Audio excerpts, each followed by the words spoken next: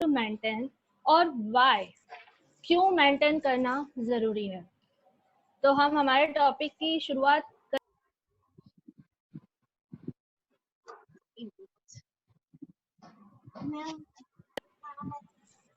काफी participants enrol हो चुके हैं, आ चुके हैं। तो कोशिश करिएगा पहले तो आज के सेशन को थोड़ा इंटरेक्टिव रखने की।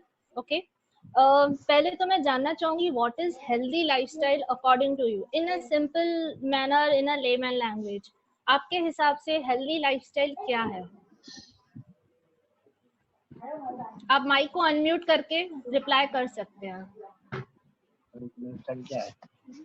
Yes Karishma ma'am, Mukesh Bhojwani sir, anyone? What is the correct healthy lifestyle according to you? बच्चे को अगर एक हेल्दी लाइफस्टाइल देनी है तो आप किन किन चीजों का ध्यान रखेंगे? उसके शेड्यूल में, एक डेली शेड्यूल में क्या क्या चीजें आनी चाहिए? Like sleeping, exercise, and healthy foods. Like Yes, fruit healthy. salads. Fruit salad means हम इसको फूड में, ईटिंग हैबिट्स में डालते हैं, डाइट में डालते हैं। Okay sleeping, yes. और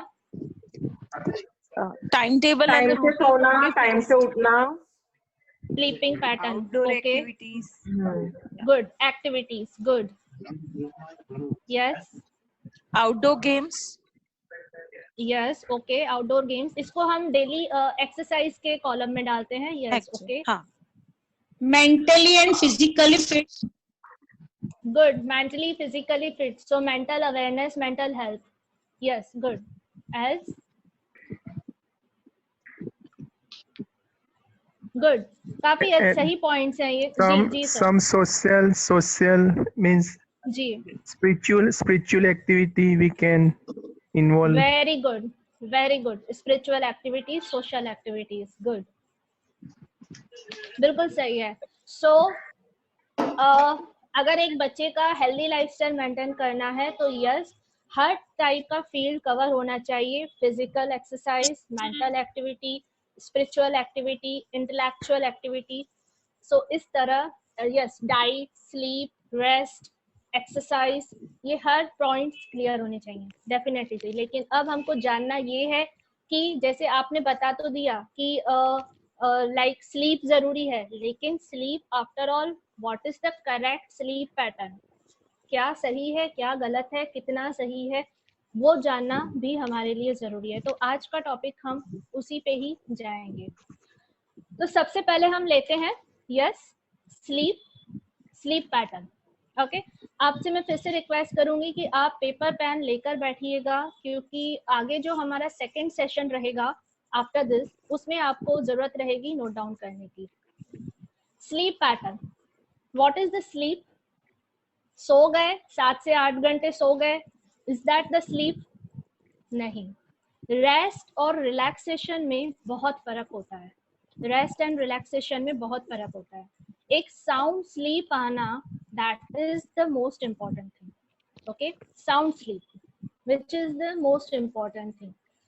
अब आप अगर बोलोगे कि बच्चा मेरा 7 से 8 घंटे सोना ही चाहिए, वो नहीं सो रहा है तो वो गलत है, या फिर सो 7 से 8 घंटे बच्चा सो रहा है, इतना तो उसको सोना ही चाहिए, नहीं सो रहा है तो वो गलत है, कंपल्सरी सो जा, नहीं। आप चेक करिए कि स्लीपिंग पैटर्न कैसे डेवलप होने चाहिए।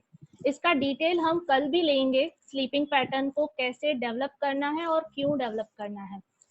अभी मैं आपको जो बता देना चाहूंगी, according to yoga, according to energy life, energy science, सोने के 1 घंटा पहले आपको कोई एक्टिविटी नहीं करनी होती है, बिकॉज वो आपके सबकॉन्शियस अनकॉन्शियस माइंड में जाता है। सोने के 1 घंटा पहले, जिनको भी स्लीपिंग डिसऑर्डर्स हैं, इंसोमेनिया है, देर से जागने की आदत है, वो आप ये एक्सपेरिमेंट ट्राई करके देखिए। सोने के 1 घंटा पहले कोई एक्टिविटी नहीं करनी होती है, बिकॉज वो जो आप करते हो वो सीधा सीधा आपके सबकॉन्शियस माइंड में ट्रांसफर होता है। सो कई लोग जैसे उस टाइम पे स्टडी फॉलो करते हैं, अगर स्टडी भी आप फॉलो कर रहे हो तो न्यूज़पेपर या इस तरह के स्टडीज नहीं करने हैं, नॉलेज वाले, आईक्यू लेवल बढ़ाने वाले या स्टडी मटेरियल नहीं, वो वाला नहीं करना है। करना है एक अच्छे, कोई अच्छे स्पिरिचुअल नॉलेज है, स्टोरी है, उस टाइप के आप स्टडीज कर सकते हो। So that is for the before sleeping, सोने की पहले की तैयारी। ओके जब आप सो रहे हैं तो उसमें हमारे अलग अलग संस्कार हैं जो हम कलर कर लेंगे। अगर आप हेल्दी नींद ले रहे हो तो जब आप सुबह उठोगे तो आप एक फ्रेश मूड के साथ, हेल्दी बॉडी के साथ उठेंगे। और ये पॉइंट्स आप सीनियर पेरेंट्स पे भी लागू होती हैं। आप चेक करिए कि कई बार हम 8 से 10 घंटे भी सोते हैं लेकिन हमको वो रिलैक्स फील नहीं होता है, वो सेकेंड डे पे विटल फोर्स, जो प्राणों की शक्ति आनी चाहिए, वो नहीं आती है। ओके सो अगेन आपको चेक करना है कि आपको कितनी जरूरत है सोने की, क्या आप क्वालिटी वाली स्लीप ले रहे हो या नहीं ले रहे हो। अगर नहीं ले रहे हो तो उस पे फिर आपको काम करने की जरूरत है कि कहाँ पे क्या मिस्टेक हो रही है। हमको कितना So, कितना sleeping. स्लीप कितना लेना चाहिए आइडियली? सर ये अकॉर्डिंग टू एज अलग अलग होता है। जैसे छोटे बच्चे होते हैं उनका स्लीपिंग ज्यादा होता है, मान लो 7 to 8 आवर्स, और जैसे जैसे एज बढ़ती है तो वो 6 to 7 होता है। बट मैं आपको ये भी बता दूं, जो स्पिरिचुअल सोल रहती हैं, इनलाइटन पर्सनैलिटीज रहती हैं, या जो मेडिटेशन में ज्यादा हैं, वो पूरे दिन में सिर्फ 3 से 4 घंटे भी सोते हैं, उनका एनर्जी लेवल पूरे दिन बना रहता है, उनका पूरे दिन विटल फोर्स, प्राणों की शक्ति बनी रहती है। सो अगेन हम ऐसे कुछ फिक्स नहीं कर सकते कि 3 से 4 घंटे तो तुमको सोना ही है। ओके ओके सो अगेन आपको, और यही पॉइंट हम आगे भी देखेंगे, हमारा जो नेक्स्ट सेशन रहेगा नेचुरोपैथी बेस्ड, उसमें आपको आपके इन क्वेश्चन का आंसर मिलेगा कि किस टाइप की पर्सनैलिटी को कितना नींद चाहिए होता है। Okay okay now next, sleep एक बहुत ही मिसकंसेप्शन है कि सोने के बाद नहीं, सॉरी, खाने के बाद नहीं सोना है।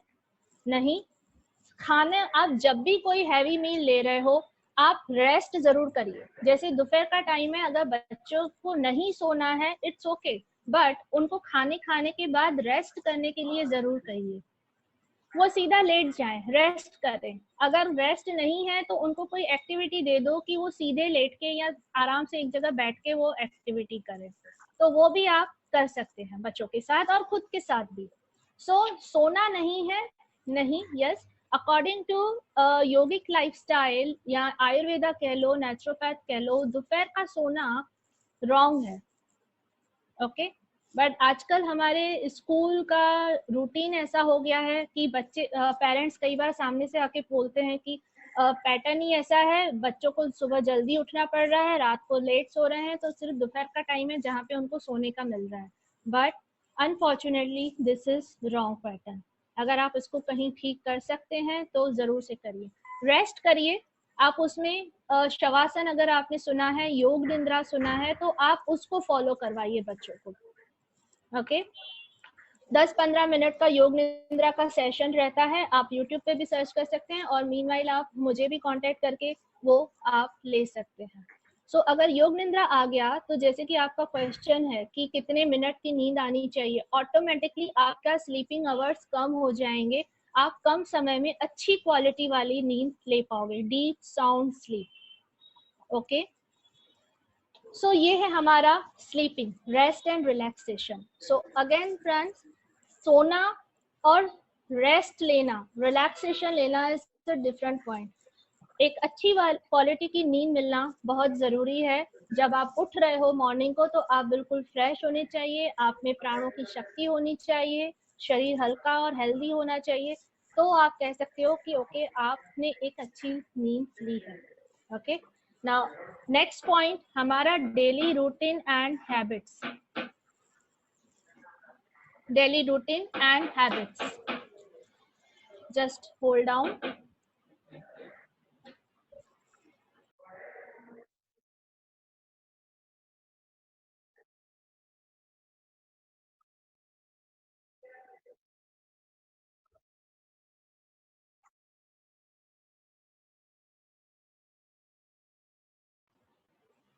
Yes, sorry for the inconvenience. Now our second point is daily routine and habits. आजकल जैसे बहुत देखा गया है, जैसे संडे है तो आज तो kindly mute your mic, please. Okay, जैसे आजकल देखा गया है बच्चों का भी, आज संडे है, आज तो मैं देर से उठूंगी, आज संडे है, आज स्कूल नहीं जाना तो आज तो मैं आराम करूंगी, आज कहीं जाना नहीं है बाहर तो हम क्यों नहाएं. ओके, ये सारी चीजें होती हैं. कई बार ऐसा होता है कि आज मुझे पूरा दिन घर पे रहना है तो आज हम शाम को नहाएंगे, राइट. तो again this is the daily routine and habits. Daily hygiene होना जरूरी है, डेली रूटीन को फॉलो करना जरूरी है. डेली रूटीन में, डेली हाइजीन में आपका डेली नहाना, फ्रेश होना, ये सारी चीजें बहुत इंपॉर्टेंट है. ये हम योगिक लाइफस्टाइल के पॉइंट ऑफ व्यू से बात कर रहे हैं. अगर आप योगा में आप पढ़ेंगे कभी तो यम और नियम आता है जिसमें आपको कंपल्सरी हाइजीन को मेंटेन करना जरूरी होता है. सो रेगुलर डिसिप्लिन, अगर आपने बच्चे के लिए कोई डिसिप्लिन बनाया है तो आप, अगर संडे है तो संडे का एक अलग डिसिप्लिन चार्ट बनाइए, उसको फॉलो करवाइए. बट ये नहीं कि आज आप कुछ भी करो, आज नहीं नहाओ, आज फ्रेश नहीं होना है, आज देर से उठना है, नहीं, ये हैबिट सही नहीं है. उसकी जगह आप उनके डेली रूटीन को हटा के चेंज करके दूसरा रूटीन आप डाल सकते हैं. So this is will be in the daily routine and habits. कुछ ऐसी हैबिट्स हैं जो गलत हैं, वो धीरे धीरे आपको बच्चों को चेंज करवानी है. ये मैं इसमें इसलिए ज़्यादा भी नहीं जा रही हूँ, जैसे हाइजीन है, ये हम इसको डिटेल में कल लेने वाले हैं संस्कार ट्रांसफॉर्मेशन में, कि हाइजीन क्यों ज़रूरी है, कैसे ज़रूरी है. ये भी हमने देखा है कि हमने बोल दिया बच्चे को कि नहीं, नहाना तो कंपल्सरी है ही, तुम्हें नहाना है, कंपल्सरी है. बच्चों के क्रॉस क्वेश्चन भी होते हैं. आजकल बच्चे ऐसे नहीं है कि बोल दिया और मान दिया, उनको रीजन चाहिए, एक्सप्लेनेशन चाहिए कि क्यों जरूरी है. नहीं नहाऊंगा तो क्या हो जाएगा, ओके, अभी नहीं खाऊंगा बाद में खाऊंगा तो क्या हो जाएगा, खाने के बाद नहा लूंगा तो क्या हो जाएगा, क्यों, उसका रीजन हमको होना चाहिए. और अगर आप एक एज के बाद बच्चों को प्रॉपर कम्युनिकेशन के थ्रू, प्रॉपर रीजनिंग के साथ अगर ये समझाते हैं तो वो ज्यादा वैलिड होता है. तो उसी पे हमारा फिर कल का टॉपिक रहेगा, इसलिए मैं ये पॉइंट्स थोड़े शॉर्ट में ले रही हूँ. ओके, नाउ नेक्स्ट हमारा आता है फिजिकल एक्सरसाइज. जैसे कि पहले ही पेरेंट्स ने बताया कि फिजिकल एक्सरसाइज जरूरी है. उन्होंने बताया outdoor activities. Yes, outdoor activities हमें पूरा कॉम्बो बनाना रहता है कि किस तरह की एक्टिविटीज हमको प्लान करनी है.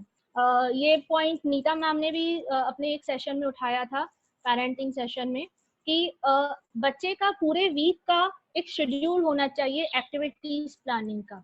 That will be on psychological base, कि उसमें उसके सारे पैटर्न की एक्टिविटी कवर होनी चाहिए, like physical, emotional, spiritual, intellectual, okay, technical, creative, ये सारे टाइप की एक्टिविटीज बच्चे को मिल रही हैं या नहीं, उस हिसाब से आपको उसका शेड्यूल बनाना रहता है. यहाँ पे हम ये देख रहे हैं कि जो फिजिकल एक्टिविटीज आप कर रहे हो, फर्स्ट पॉइंट, वो एक्टिविटी बच्चे के अकॉर्डिंग सूटेबल है या नहीं, वो चेक करना है. फॉर एग्जाम्पल, जैसे कि आजकल मैं बहुत देखती हूँ, जैसे ही समर कैंप होता है, बच्चे को कहीं ना कहीं तो भेजना है, फ्री नहीं बैठाना. डांस क्लास में डाल दिया, पेंटिंग क्लास में डाल दिया, या XYZ जो भी क्लास में डाल दिया. बट क्या वो एक्टिविटी बच्चे के पर्सनैलिटी के अकॉर्डिंग सूटेबल है, क्या उस एक्टिविटी की बच्चे को जरूरत है, ये चेक करना जरूरी होता है. इस पॉइंट पे हम आगे भी आएंगे कि कैसे चेक करें कि बच्चे के लिए क्या जरूरी है, कैसी एक्टिविटी जरूरी है, मेरा बच्चा किस टाइप की पर्सनैलिटी कैरी करता है. Okay, now next, ideal exercise program. जैसे कि मैंने अभी बताया कि एक तो साइकोलॉजिकल पैटर्न हो गया कि कैसे आइडियल एक्सरसाइज प्रोग्राम बच्चे का बनाना है. एक्सरसाइज में भी एक आइडियल शेड्यूल होना चाहिए, आइडियल वे प्रोग्रामिंग का होना चाहिए. तो एक तो साइकोलॉजिकल पैटर्न ले लिया हमने कि कैसे बच्चे का प्रोग्रामिंग करना है कि उसमें सारे फैक्टर्स आ जाएं, सारे फील्ड्स आ जाएं, like physical, mental, emotional, spiritual, intellectual, creativity, everything. दूसरा, अगर हेल्थ के पॉइंट ऑफ व्यू से बोलें, जैसे कि हम from the yoga point of view और holistic health point of view, तो बच्चे का जो एक्सरसाइज पैटर्न है उसमें स्ट्रेंथ आ रही है, फ्लेक्सिबिलिटी आ रही है, स्टेमिना आ रहा है। क्या ये तीनों चीजें आप उनको किसी क्लास में भेज रहे हो, फॉर एग्जांपल अगर आप उनको डांस के क्लास में भेज रहे हो तो आई थिंक फ्लेक्सिबिलिटी आ जाएगी, बट क्या स्टेमिना, स्ट्रेंथ आएगा? Just check that. स्केटिंग में आप भेज रहे हो तो उसमें क्या ये तीनों चीजें आ रही हैं, या आपने उनको कुछ 3 एक्टिविटीज में डाला है तो वो तीनों एक्टिविटीज में ये तीनों चीजें इंडिविजुअली कवर हो रही हैं? तो इस तरह से आपको ओवरऑल डेवलपमेंट पे ध्यान देना होता है। ओके, सो इसमें कई तरीके की एक्सरसाइज हैं, वो कैसे सिलेक्ट करना है हम आगे देखेंगे कि बच्चे के नेचर के अकॉर्डिंग, उसकी पर्सनैलिटी के अकॉर्डिंग हमें कैसे एक्टिविटीज सिलेक्ट करनी है। ओके, अब हम आगे बढ़ते हैं। एक नेक्स्ट हमारा पॉइंट रहेगा जो सबसे इम्पॉर्टेंट पॉइंट रहता है, diet, eating habits, right. I think हमारे पास इतनी सारे पेरेंट्स की कंप्लेन आती हैं और सबसे पहले तो यही होता है कि ईटिंग हैबिट्स। एम आई राइट पेरेंट्स? मैं जानना चाहूंगी कि हमारे जो पेरेंट्स अभी हमारे साथ हैं उनको ईटिंग हैबिट्स में बच्चों की क्या क्या प्रॉब्लम सामने आती है? Yes, anyone? मेरे बच्चे हैं ना, हर बार थोड़े थोड़े टाइम पे भूखी हो जाती है। ओके, और कोई? They take lot of time, yes, to finish meal, yes. रोटी सब्जी नहीं खानी। Yes, they don't want to eat roti sabji. रोटी सब्जी, They yes. took long time. Yes, yes, good, good. अब हमारा ये जो हमने प्रोग्राम डिजाइन किया है साइकोलॉजी एंड योगा, उसका कंसेप्ट ही इसी पर है। They like to eat only junk food. They doesn't want to eat junk food. They are prepare. Most of the children, they are preferring the junk food. Yes, ma'am, true. Most तो of the कल kids, जैसे हमने जी most of the kids are preferring the cold drinks and beverages, most which are more toxic, and the parents are also pampering them that they are taking the soft drinks like Coke and Pepsi and all, which are totally acidic and good not for the health as well as for the hormones of the kids. True, true, right. Anybody else? Okay. बाकी आप जी hello जी मेरे एक बच्चे का एक उस आदत ऐसी है तो जंक फूड तो नहीं खाती, लेकिन घर पे है ना पर्टिकुलर जो सब्जी है ना वही खाती है, जैसे कि लेडीज फिंगर है, बटाटा है, और दूसरे जो अच्छी सब्जी है करेला, वो सब जो ऐसे अच्छी घूमदारी सब्जी होती है वो नहीं खाती। Right, right, good. सो अभी जो हम यहाँ पे टॉपिक ले रहे हैं according to yogic lifestyle and naturopath, नहीं करते। Parents, I request you all, please mute. Neeta ma'am आप मोड में जाके म्यूट ऑल कर दीजिएगा। हाँ, okay.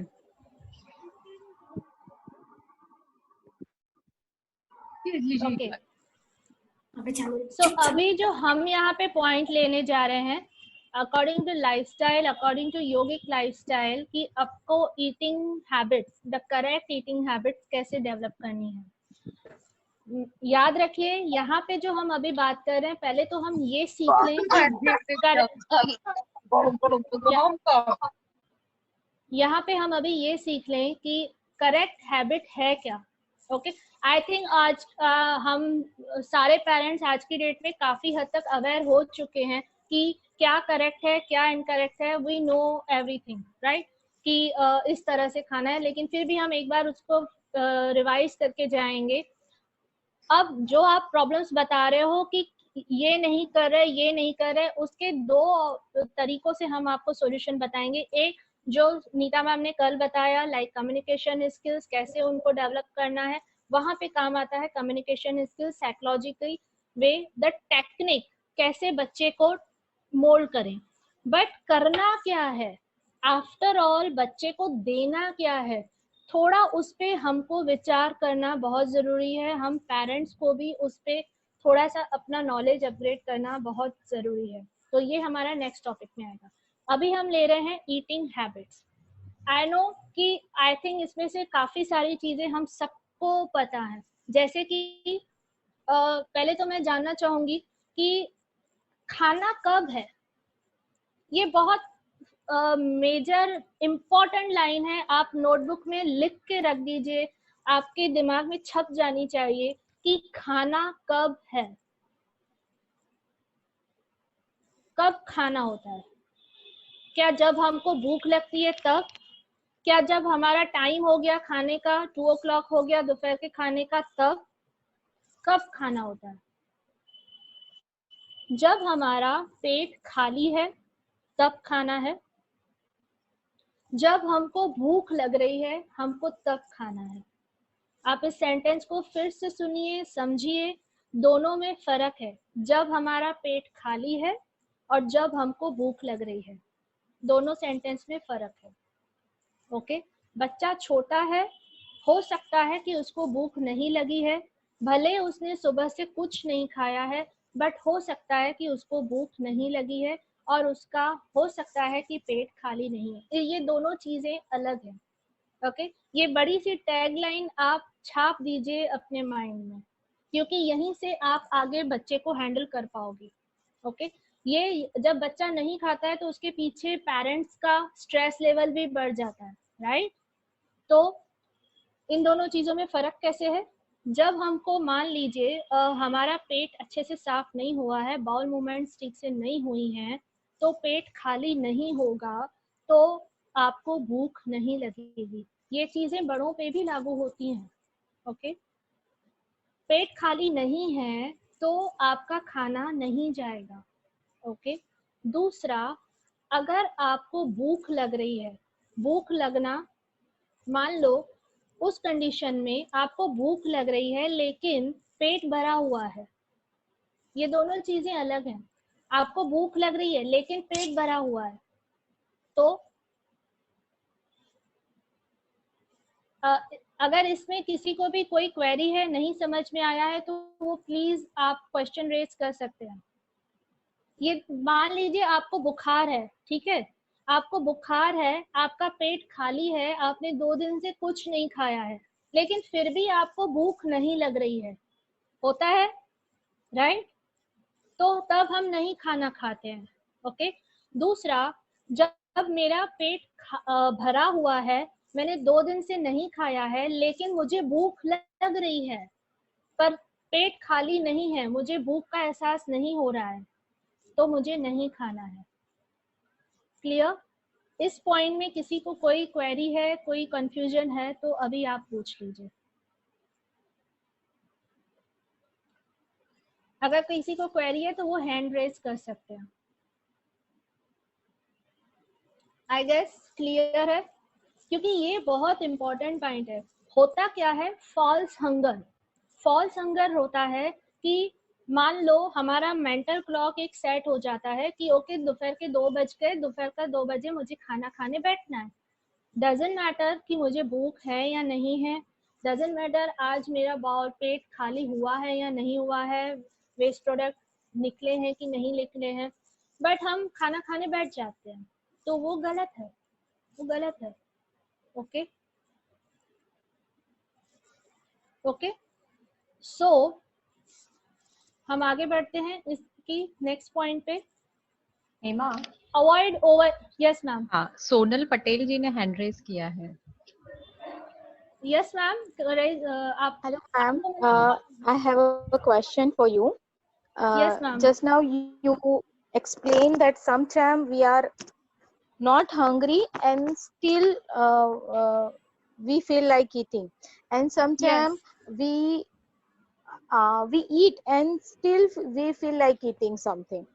So Yes. why is it so? I mean, sometimes when we are hungry and we feel like eating, but sometimes we are not hungry and still feeling eating Yes, ma'am. something. Yes, So ma'am. why I got is it your so? question.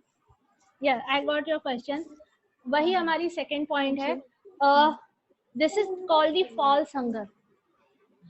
पेट में भूख नहीं है, पेट में जगह नहीं है, पेट भरा हुआ है, पर फिर भी आपको लग रहा है कि नहीं मुझे कुछ तो खाना है. That is called the false hunger. Okay, brain में सेट हो रखा है कि सुबह को खाना है, दोपहर को खाना है, रात को खाना है. या फिर मेरे सामने कुछ अगर आपने साइकोलॉजिकली भी ये देखा होगा कि जब हम बहुत टेंशन में होते हैं, एंजाइटी लेवल बढ़ा होता है, तो हमें कुछ चटपटी चीजें या मीठी चीजें ज्यादा खाने की इच्छा होती है. ठीक है, सो उस टाइम पे हमको भूख नहीं होती है. That is the false hunger.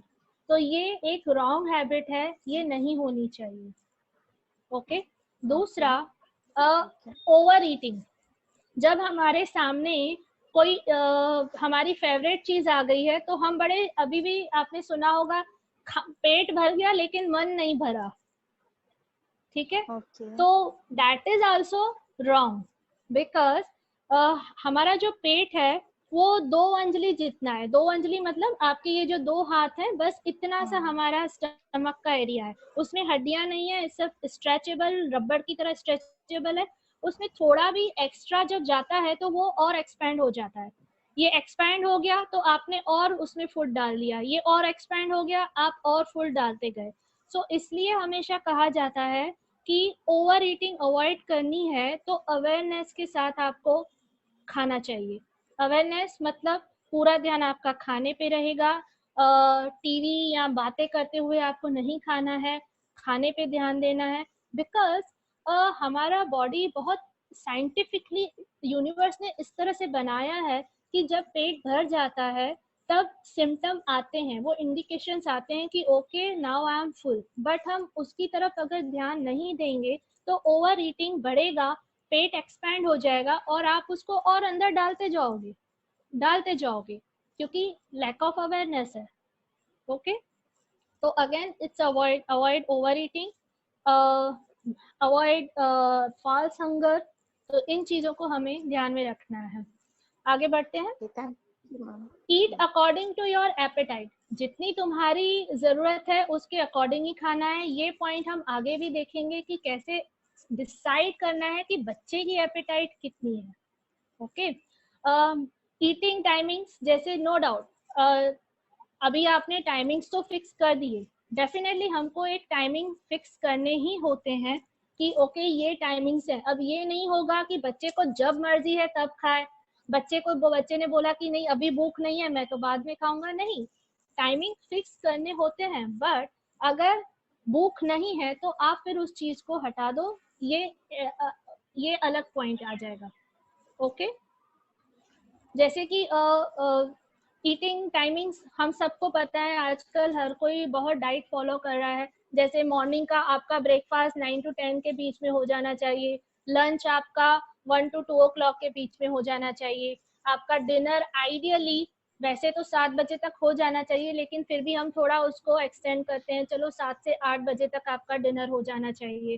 तो इस तरह से आपके timings no doubt according to prakriti, according to day होने चाहिए.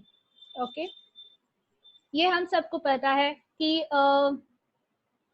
रॉ डाइट, अगर बच्चा कई बार जैसे हमारे सामने ऐसे केसेस आते हैं कि आजकल नो डाउट बच्चे जंक फूड बहुत खा रहे हैं. जंक फूड डाइजेस्ट होने में बहुत टाइम लेता है. ठीक है, तो उस वजह से जो मेन कोर्स है वो कहीं रह जाता है. और उस वजह से कई बार ये भी होता है कि बच्चा खाता बहुत कम है और पेरेंट्स की कंप्लेन होती है कि बच्चा खा नहीं रहा है. बिकॉज बच्चा जो खा रहा है वो अनडाइजेस्टेड है, वो अंदर ही जमा हो रखा है, तो उसको ज्यादा फिर भूख नहीं लग रही है. तो ऐसे में बच्चे को रॉ डाइट दो. आपके खाने का 50% रॉ डाइट होना चाहिए. आप जो प्लेट तैयार कर रहे हो उसमें 50% रॉ डाइट होना चाहिए. रॉ डाइट में क्या आएगा? Fruits, salad and dry fruits, ये सारा, या कच्ची जो भी सब्जियां आप दे सकते हो वो भी आप दे सकते हैं. सो रॉ डाइट पे बच्चे को ले आओ, कुछ भी करके हफ्ते में एक बार उसको फ्रूट पे या रॉ डाइट पे रखो। अगर आपको लग रहा है कि आपके बच्चे का ईटिंग हैबिट सही नहीं है या डाइजेशन सिस्टम सही नहीं है, उसको रखो। दूसरा, वाटर। ये बहुत से मिथ हैं कि पानी बैठ के पीना है चाहिए या खड़े रह के पीना चाहिए, पानी कैसे कहाँ कैसे पीना चाहिए, राइट। तो जब आप बच्चों का अगर ध्यान रख रहे हैं तो ठीक है, उनको बैठ के पानी पिलाओ, उसके कुछ साइंटिफिक रीजन है, ठीक है। बट पानी अगर डाइजेशन सिस्टम को इम्प्रूव करने के लिए पीना है तो सुबह को आपको पानी एक साथ फोर्सफुली पीना है। एक साथ मान लो 1 ग्लास 2 ग्लास जितना आपकी कैपेसिटी है, आपको एक साथ पानी पीना है ताकि अंदर जो भी कचरा फंसा हुआ है वो फ्लश आउट हो जाए।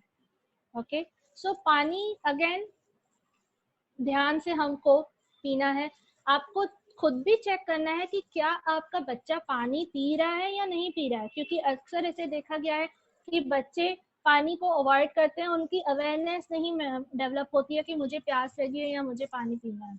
तो ये हमको उनको सिखाना है कि ओके आपको इस तरह पानी पीने का मेंटेन करना है। ओके, पानी में अगेन आपको ये ध्यान रखना है कि एक्सक्यूज मी मैम, कितने लीटर Yes, पानी ma'am. देना है बच्चों को, दिन में कितना पानी पीना चाहिए? मैम इसका भी हम आगे आंसर लेंगे, लेकिन अभी फिलहाल मैं आपको ये बता दूं, ये बहुत कॉमन क्वेश्चन है जो हम अक्सर फेस करते हैं कि कितना पानी पीना चाहिए, लेकिन ये बहुत रॉन्ग बिलीफ है कि 8 लीटर 10 लीटर नहीं। हर किसी की रिक्वायरमेंट, हर किसी की पर्सनैलिटी बॉडी अलग है, उसके अकॉर्डिंग ही पानी जाता है। ओके, सो आपको सिर्फ करना ये है कि आपको स्केल लेना है कि आपको कितनी जरूरत है पानी पीने की। स्केल मेजरमेंट क्या रहेगा? आपका यूरिन का कलर, यूरिन कलर कभी भी येलो नहीं होना चाहिए। अगर आपका यूरिन येलो कलर का है तो आप पानी कम पी रहे हो, आपको रिक्वायरमेंट ज्यादा है। अगर यूरिन ऑफ वाइट कलर का है तो आपकी पानी की रिक्वायरमेंट ठीक है। तो according to age, according to season, according to dincharya, ये पानी की रिक्वायरमेंट चेंज होती है। जैसे अभी गर्मी है तो पानी की रिक्वायरमेंट बढ़ेगी, बच्चे की अलग होगी, बूढ़े की अलग होगी। तो सीजन के वजह से बारिश में पानी बहुत कम पिया जाता है, विंटर में पानी को ज्यादा पीना होता है, गर्मियों में और ज्यादा पीना होता है। सो अकॉर्डिंग टू सीजन ये सब चेंज होता रहता है। सो ऐसा फिक्स नहीं है कि 7 से 8 ग्लास इतने लीटर, नहीं, this is wrong. Okay okay, next हमारा ये वाटर का हम सबको पता है कि खाने के कितनी देर पहले पीना है, कितनी देर बाद में पीना है, पर क्यों, ये हम कल सीखेंगे कि क्यों ऐसा होना चाहिए। अगर आप बच्चे को एक बार समझा देते हो, क्यों आंसर दे देते हो, तो वो उसके दिमाग में हमेशा के लिए आई थिंक वो फिट हो जाएगा। ओके, हम सबको पता है कि ऑयली चीजें अवॉइड करनी है, नॉनवेज अवॉइड करना है। नॉनवेज को डाइजेस्ट करना बहुत मुश्किल होता है। सो अगर आपके बच्चे की ईटिंग हैबिट सही नहीं है या आपको लग रहा है कि उसको भूख नहीं लग रही है, डाइजेशन सिस्टम सही नहीं है, उसका नॉनवेज और हैवी ऐसी चीजें जिसको डाइजेस्ट करने में टाइम लगता है, वो चीजें आप अवॉइड करिए। ओके, पैक्ड फूड, घी और कर्ड कंपल्सरी देना चाहिए, क्योंकि बच्चे की डेवलपमेंटल स्टेज है, उसको स्ट्रेंथ चाहिए, हड्डियों में मजबूती चाहिए, मसल्स में स्ट्रेंथ चाहिए। सो घी और कर्ड उनको बहुत हेल्प करेंगे। अकॉर्डिंग टू नेचुरोपैथी, मिल्क या मिल्क प्रोडक्ट्स 13 साल तक सही है। अकॉर्डिंग टू नेचुरोपैथी हम बोल रहे हैं 13 साल तक घी मिल्क प्रोडक्ट सही है देना। उसके बाद हमारे शरीर को दूध की आवश्यकता नहीं होती है, क्योंकि उसमें से जो चीजें निकलती हैं वो हमारे शरीर उसको डाइजेस्ट नहीं कर पाता है। सो अगर बच्चा 13 साल के बाद दूध लेना अवॉइड कर रहा है तो इट्स ओके। दूध में से मिलने वाली चीजें आप देखो कि कौन सी वही चीजें दूसरी चीजों में से मिल सकती हैं, वो आपको उनको दो। तो ऐसे हमको भी कई सारे पेरेंट्स आते हैं कि लाइक दूध नहीं पी रहा तो स्ट्रेंथ कहाँ से आएगी। नहीं, उसकी बिल्कुल चिंता मत करिए। ऐसे बहुत सी चीजें हैं जो दूध के अलावा वही सारी चीजें दूसरी चीजों में मिल जाएंगी। तो अगर बच्चा नहीं प्रेफर कर रहा है मत करो। Okay, sugar, sweet, spicy, salt, cold चीजें, प्रिजर्व्ड चीजें, ये सारी हमको अवॉइड करनी चाहिए। शांति में बैठना, ईटिंग हैबिट्स, जैसे कि हमने माइंडफुलनेस ईटिंग की अगर हम बात करें तो माइंडफुलनेस ईटिंग एक एक्सरसाइज हमने हमारे लास्ट सेशन में किया था। Mindfulness eating, mindfulness drinking, mindfulness walking, mindfulness communication, ये हमने हमारे पहले के वर्कशॉप में किया था। उसमें हमने ईटिंग, माइंडफुलनेस ईटिंग पे कैसे काम करना है, कैसे अवेयरनेस डेवलप करनी है, उस पर एक्सरसाइज की थी और हमारे क्लाइंट्स को ट्रेन किया था। तो आप कुछ इस तरह से अपने बच्चे की ईटिंग हैबिट्स को डेवलप कर सकते हैं। अवेयरनेस के साथ खाने की उनको आदत डालिए। ओके, तो आई गेस कि इतना आपको ईटिंग हैबिट्स के बारे में क्लियर हुआ है। तो हम आगे हमारे नेक्स्ट टॉपिक पे बढ़े। यहाँ तक अगर किसी को कोई क्वेरी है तो प्लीज आप बताएं। आप चैट बॉक्स में मैसेज ड्रॉप कर सकते हैं या मैम उनको क्या देना चाहिए लंच डिनर में ज्यादा, लंच जो वो खा ले, डिनर में कुछ खा ले। लंच डिनर में मैम बच्चों को क्या देना है, जैसे कि मैंने बताया, आपका डेली शेड्यूल में 50% चीजें रॉ डाइट होनी चाहिए। ओके, उसके अलावा बच्चों की जैसे एज बढ़ती हुई एज है तो उनको वो वाली चीजें देनी है जो उनकी हड्डियों को और मसल्स को और स्ट्रॉन्ग करें, डेवलपमेंट में हेल्प करें। सो यस, अगेन प्रोटीन उनको ज्यादा जाने चाहिए। ज्यादा डिटेल में अगर आप पर्टिकुलर डाइट में नहीं जा रहे हैं तो बस इतना ध्यान रखिए, हमारा जो इंडियन कल्चर है ना, जो इंडियन संस्कार है, इंडियन कल्चर है, उसको बस फॉलो करिए। उसमें जैसे दाल, सब्जी, रोटी, ये पूरा एक कॉम्बो रहता है ना, वो पूरा दीजिए। और आप जैसे बोल रहे हो, अगेन पेरेंट्स का क्वेश्चन आ जाता है कि बच्चे नहीं खा रहे, बच्चों को नहीं पसंद आ रहा, बच्चों को टेस्ट नहीं पसंद आ रहा, बच्चों के सामने सब्जी रखो या पिज्जा रखो तो वो पिज्जा की तरफ ज्यादा ध्यान देंगे। उस पे कैसे काम करना है तो उसका आंसर अब आपको मिलेगा हमारे ये नेक्स्ट टॉपिक पे, प्लस हमारे साइकोलॉजिकल पॉइंट ऑफ व्यू से। मैम मुझे क्वेश्चन है। पानी पीना। वही ना। Yes please. मैम अगर दूध नहीं देना है 13 ईयर के आफ्टर बच्चे को तो उसके अलावा क्या कौन सी चीज दे सकते हैं हम उनको? मैम बहुत चीजें हैं, हम अभी लिस्ट पे नहीं जा रहे हैं क्योंकि ये फिर पूरा अलग टॉपिक हो जाएगा। आप मुझे इंडिविजुअली मैसेज ड्रॉप करिएगा, I will definitely guide you. और अगर पॉसिबल हुआ तो हम एक अलग से सेशन रखेंगे, बिकॉज ये इसमें क्या होगा ना मैम, इंडिविजुअल पे डिपेंड करता है, हर इंसान का अलग अलग पैटर्न रहेगा, तो फिर हम इस पे इंडिविजुअली डिस्कस करेंगे। मैडम मेरा एक क्वेश्चन था। Thank you ma'am. Hello madam एक जी क्वेश्चन सर। है।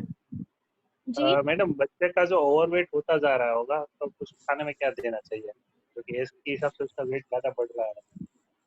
ओके, अब आपके क्वेश्चन को आप नोट डाउन करके रखिएगा सर। अगर मैं अभी आंसर नहीं दे पाऊँ तो आप मुझे ग्रुप में फिर से याद करवाइएगा, बिकॉज अभी जो हम दूसरा टॉपिक लेने जा रहे हैं इसमें ऑलमोस्ट आपकी अवेयरनेस डेवलप होगी, आपको आपके काफी हद तक आंसर्स मिलेंगे। Okay hello okay okay hello ma'am. Yes ma'am. हाँ मैम, मेरा बच्चा 5 साल का है और वो पानी बहुत कम पीता है। इससे 1-2 बार उसे वो हिमेचुअल कहते हैं, उसकी जी प्रॉब्लम हो गई थी, तो हमने उसे एडमिट भी किया था। तो डॉक्टर जी जब जी उसे फ्लूइड ऊपर से देते और कोई उसकी दवाई नहीं, बस फ्लूइड देते हैं तो वो ठीक हो जाता है। तो मुझे उसका टेंशन बहुत रहता है। वो स्कूल जाता है तो वो अपनी बॉटल मतलब पीता ही नहीं पानी। मैंने उसको हर बार पूरा दिन उसके पीछे पानी के पीछे लगी रहती हूँ, लेकिन वो सुनता ही नहीं। वो बोलता है मुझे नहीं पीना नहीं पीना। तो इस सिचुएशन में मुझे क्या करना चाहिए? मैम इसके लिए आपको उनको इंडिविजुअली ट्रेन करना पड़ेगा, उसके लिए एक शेड्यूल बनाना रहेगा कि कैसे आप उनका वाटर इंटेक बढ़ाएं। एक तो मैंने आपको बता दिया कि उनकी बॉडी में पानी प्रॉपर जा रहा है या नहीं, वो चेक करने का सबसे बेसिक पैटर्न है कि उनका यूरिन येलो कलर का ना हो। अगर यूरिन येलो कलर का है मतलब वो पानी का इंटेक कम ले रहे हैं। ओके, अगर ऑफ वाइट है तो ठीक है, इट्स ओके। ठीक है, अभी नेक्स्ट टॉपिक पे हम इसी पे ही आएंगे। तो आई थिंक कि काफ़ी सारे पेरेंट्स को काफ़ी हद तक अवेयरनेस आ जाएगी। और क्योंकि ये टॉपिक लेने का पर्पज़ ही ये है कि कई बार हमें एज अ पेरेंट्स खुद को ही सही नॉलेज नहीं होता है कि मेरे बच्चे की ज़रूरत क्या है, मेरा बच्चे को कैसे हैंडल करना है। कई बार हमें ही उस चीज़ का प्रॉपर नॉलेज नहीं होता है। तो इसके लिए मैंने ये टॉपिक सिलेक्ट किया है। मैंने पूरी कोशिश की है कि इसको मैं बहुत सिंपल वे में आपको समझा पाऊँ, because it's a very lengthy topic. और इसीलिए मैंने आपसे रिक्वेस्ट की है कि आप लोग नोटबुक और पेन पेपर लेके बैठे, कुछ पॉइंट्स आपको लिखनी रहेंगी। तो और एक अभी बात, हम ये, जी मैम। तो उसका पानी वो कम लेता है, तो उसके लिए मैं उसको वो टैंक आता है वो देती हूँ, और बीटल जेड जो उसको पसंद है, ऐसा क्या मैं दे सकती हूँ या उससे बिल्कुल दे उसका सकते हो शुगर? मैम। अच्छा, मैम पहले उसमें क्या होगा, again it's a individual topic. हमारे मेन टॉपिक से ये टॉपिक इंडिविजुअल हो जाएगा, बट जनरल लेवल पे मैं बता दूं। पहले तो अगर डॉक्टर ने कुछ खाने के लिए मना किया है, उन चीज़ों पे ध्यान रखिए। हेल्दी अल्कलाइन वाटर पानी में, अगर आई डोंट नो कि अगर हमारे सर हमारे साथ हैं, is there mister Manoj Kundru sir? अगर मनोज कुंद्रू सर हैं तो वो माइक को अनम्यूट करके हमें गाइड कर पाएंगे। ओके, पानी का पीएफ लेवल सही होना चाहिए उसका। Is there Manoj sir? जी जी बोलिए, I am getting you, I am sir getting आप यू। जी मैं इस सुन रहा हूँ आपको। सर इस क्वेश्चन का आप आंसर देना चाहेंगे कि हाँ जो जी मैम ने पूछा है?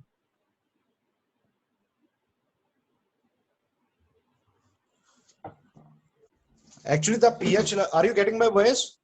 Yes sir. Is everybody getting my voice? yes sir. Actually, the pH level of the body is generally 7.34. Sir Hindi में बताएंगे? 7.34 जो है, 7.34 जो है जनरल पीएच लेवल होता है बॉडी का। और आप हर इंसान को जो पानी का इंटेक है वो पानी 7.34 के आसपास पीना चाहिए।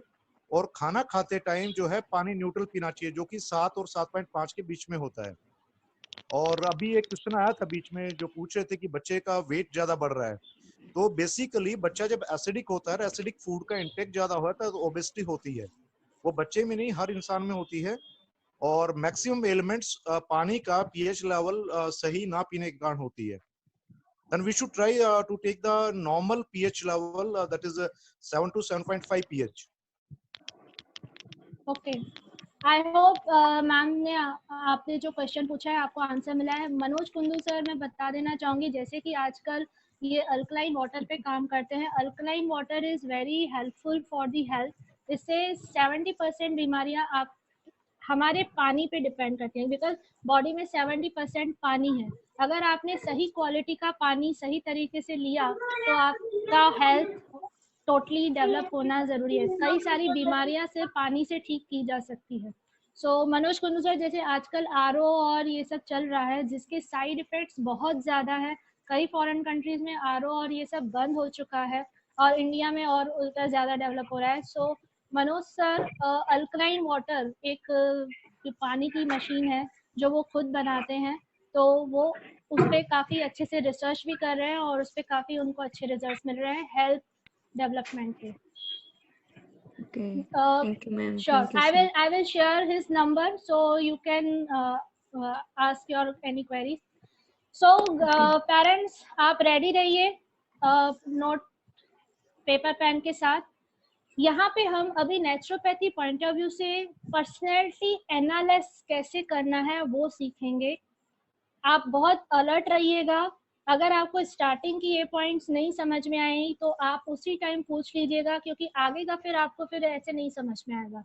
ओके, अगर कुछ भी डाउट्स है तो वो अभी आप पूछ लीजिएगा। आपको पेन पेपर पे पेज पे 3 कॉलम बनाने हैं, 3 कॉलम बना दीजिए। यहाँ पे हम सीखने जा रहे हैं personality analysis according to naturopath और आयुर्वेदा। नेचुरोपैथ आयुर्वेदा में पर्सनैलिटी एनालिसिस, पर्सनैलिटी को प्रकृति कहेंगे कि हर किसी की एक प्रकृति होती है। ओके, उस प्रकृति के अकॉर्डिंग हमारी जीवन शैली होनी चाहिए। जब बच्चा पैदा होता है तभी उसकी प्रकृति बन जाती है। ओके, जब बच्चा पैदा होता है, एग फर्टाइल हो रहा है, बच्चा पैदा हो रहा है, तभी उसकी प्रकृति बन जाती है और वो प्रकृति लाइफ टाइम रहती है, उसको आप चेंज नहीं कर सकते। अगर आप उसी पैटर्न में अपनी लाइफस्टाइल बैलेंस नहीं कर पाए, वो प्रकृति इम्बैलेंस हो गई, तो आपको प्रॉब्लम्स होनी ही होनी है। So this is very simple scale. अब इसमें होता क्या है, हम सबको पता है कि हमारी पृथ्वी या हमारा शरीर, ये पूरा संसार 5 एलिमेंट से बना हुआ है। वायु, अग्नि, आकाश, पृथ्वी, जल एंड वाटर।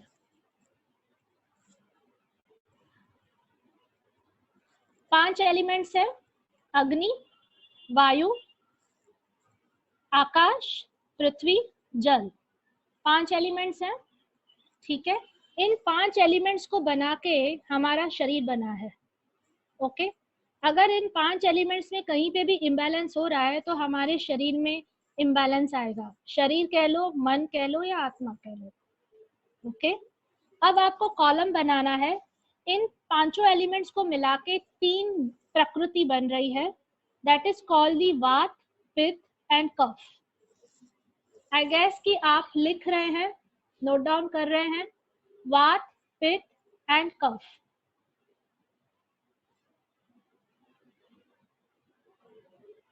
ओके, अब वात वाले कॉलम में डालना एयर प्लस स्पेस, वायु प्लस आकाश।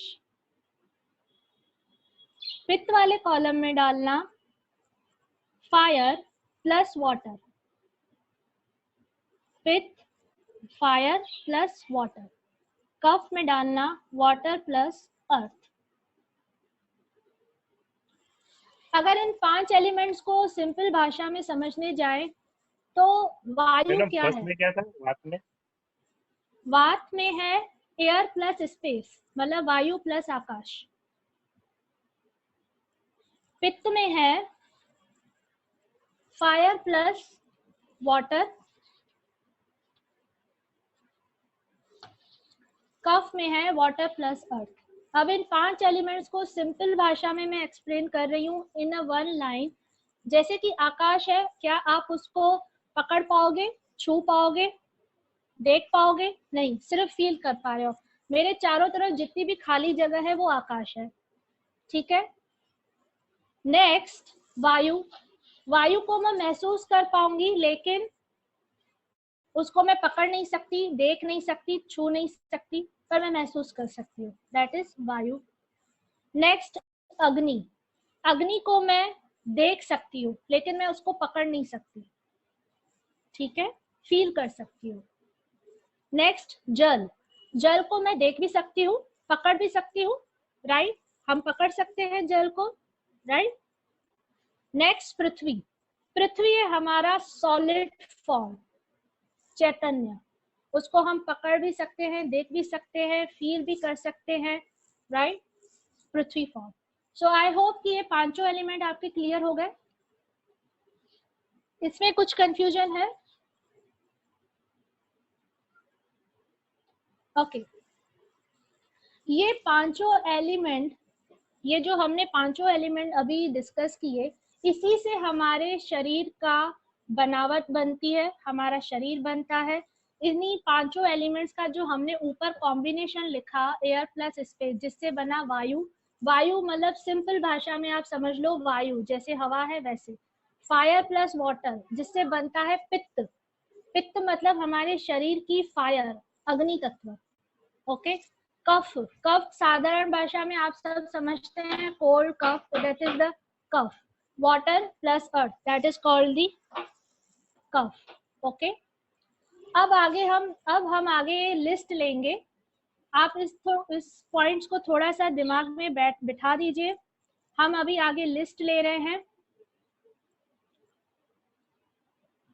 मैं स्टेप बाय स्टेप आपको एक एक पॉइंट बताती जाऊंगी। आप अपने बच्चे का पूरा पर्सनैलिटी, कैरेक्टर उसमें देखिए, ऑब्जर्व करिए कि इन 3 कॉलम में से कौन से कॉलम में आपके बच्चे की पर्सनैलिटी आती है। ओके,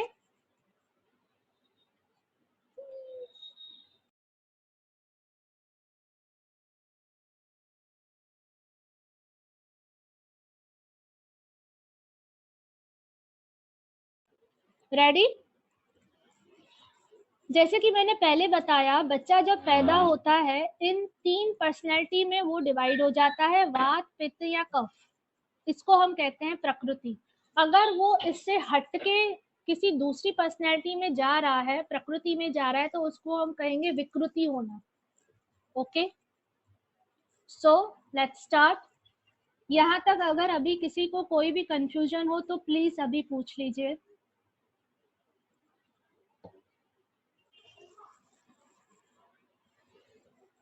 ओके, सबसे पहले तो बॉडी फ्रेम। मैंने कई पेरेंट्स को देखा है, जैसे अभी भी एक पेरेंट ने बताया कि मेरा बच्चा ओबेस है, ठीक है।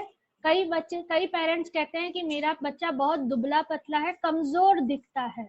अगर देखने जाओ तो उसको कोई प्रॉब्लम नहीं है, उसका एनर्जी लेवल सब कुछ अच्छा है, लेकिन वो दिखने में कमजोर है, उसका बॉडी फ्रेम। तो जो थिन है, जो बच्चे बहुत थिन होते हैं, पतले होते हैं, वो वात प्रकृति में आते हैं। जो पित्त प्रकृति वाले होते हैं वो बहुत मॉडरेट लेवल के होते हैं, और जो कफ प्रकृति वाले होते हैं वो थिक होते हैं, उनका स्किन थिक होगा, उनकी हड्डियां थिक होंगी। तो ये जो बनावट है ये पैदाइशी बनावट होती है। जो कफ वाला होगा वो थिक होगा, जो वात वाला होगा वो थिन होगा। Okay, now body weight. जो वात प्रकृति वाला होगा, मतलब जिसमें वायु और आकाश तत्व है, जिससे वो बना है, तो ऑब्वियसली उसका बॉडी वेट लो होगा, कम। जो पित्त प्रकृति वाला होगा उसका बॉडी वेट मॉडरेट रहेगा, और जो कफ प्रकृति वाला होगा उसका बॉडी वेट ओवरवेट होगा। बचपन से, पैदा होते से, ये उसकी प्रकृति है। क्यों? क्योंकि कफ प्रकृति वाला किससे बना है? अर्थ और वाटर एलिमेंट से। अर्थ सॉलिड तत्व है, तो उसकी वो ओवरवेट होगा ही होगा। ओके, होता क्या है, प्रॉब्लम कहाँ पे आती है कि कई बार पेरेंट्स इस चीज को एक्सेप्ट नहीं कर पाते हैं कि अच्छा मेरा बच्चा बहुत दुबला पतला है, सूखा गला गला सा लगता है, और दूसरा पेरेंट कहेगा कि मेरा बच्चा बहुत ओवर ओबेस टाइप लग रहा है, अनहेल्दी है। प्रॉब्लम कहाँ आती है? मान लो जैसे कि किसी का बच्चा हैवी वेट है, हैवी बॉडी है, हैवी बॉडी की वजह से वो सारी एक्टिविटी नहीं कर पाता है जिसमें बहुत मूवमेंट चाहिए। ओके, जैसे फुटबॉल है तो वो वाली वो मूवमेंट नहीं कर पाता है, जिस वजह से उसमें बहुत लेथार्जी आती जाती है, और पेरेंट्स का एक लेवल पे स्ट्रेस लेवल भी बढ़ता है कि अच्छा मेरा बेटा बहुत लेजी है, एक्टिव नहीं है, और फिर उससे एक्सपेक्टेशंस बढ़ने लगती है, हम उसको मोटिवेट करना शुरू कर देते हैं। बट पहले बेसिक पर्सनैलिटी को समझना बहुत जरूरी है कि आफ्टर ऑल आपका बच्चा किस टाइप की प्रकृति का बना हुआ है। एक बार उस चीज को एक्सेप्ट करना भी जरूरी है। नेक्स्ट आता है स्किन। जो वात वाले होंगे उनकी स्किन हमेशा ड्राई रहेगी, रफ और ठंडी रहेगी, ब्राउन और ब्लैक रहेगी। जो पित्त वाले होंगे उनकी स्किन सॉफ्ट रहती है, ऑयली, गरम और बहुत फेयर रहेगी, रेड रहेगी, येलोइश रहेगी और रैशेस रहेंगे। उनकी स्किन पे रैशेस आसानी से आ जाएंगे।